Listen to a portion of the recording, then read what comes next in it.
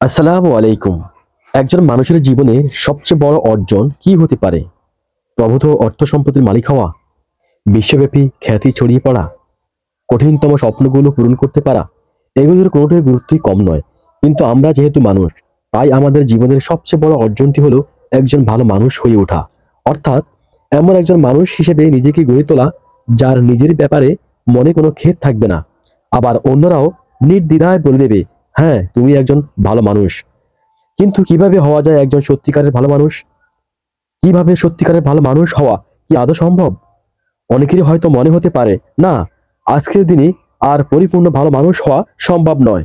ভালো মানুষ হয়ে এই সমাজে সংসারে টিকে থাকা অসম্ভব। কিন্তু না, ভালো মানুষ হওয়ার জন্য অতটা কঠিন কিছু নয়। চাইলেই হয়ে ওঠা যায় একজন ভালো মানুষ। কোন কোন বৈশিষ্ট্যগুলো নিজের মধ্যে ধারণ করলে একজন ভালো মানুষ হয়ে ওঠা যায়, সেটাই আমাদের এখন জানবার বিষয়।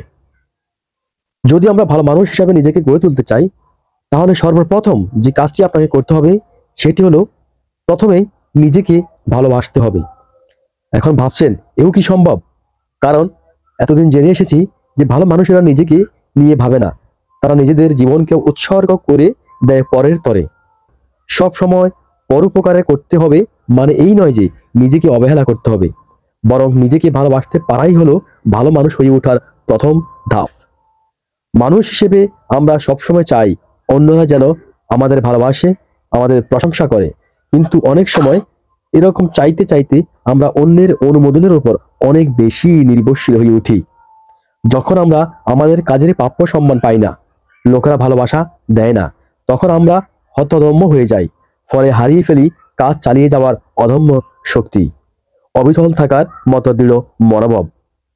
ইতিহাস ঘাটে দেখা যায় অধিকাংশই অপরাধী অপরাধ প্রবণ হয়ে উঠেছে শৈশবে বা জীবনের কোনো পর্যায়ে অবহেলা কিংবা ভালোবাসাহীনতার শিকার হয়ে। তাই তারা চেয়েছে অন্যদের জীবনও একইভাবে বিষিয়ে দিতে। তারা যেহেতু তাদের জীবনে সুখ আনন্দের স্বাদ পায়নি, তাই তারা অন্য কাউকে যেন তা না পায় সে চেষ্টাই করে।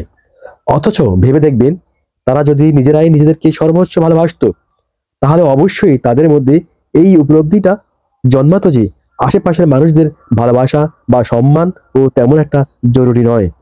যদি নিজের কাছে নিজেকে ভালো থাকা যায়, সবচেয়ে ভালোবাসার পাত্র হিসাবে বিবেচিত হওয়া যায়, তাই আমাদের প্রথম কর্তব্য হলো নিজেদেরকে ভালোবাসা। যে কোনো ভালো কাজের পর নিজেরাই নিজেদের পিঠ চাপড়ে দেওয়া, প্রশংসা করা এবং ভবিষ্যতে এই একই ধরনের ভালো কাজ চালিয়ে যাওয়ার ব্যাপারে সংকল্পবদ্ধ হওয়া। আর আপনি যদি ভালো মানুষ হতে চান, নিজের দুর্বলতাগুলোকে স্বীকার করতে হবে অকপটই। ধন্যবাদ সবাইকে।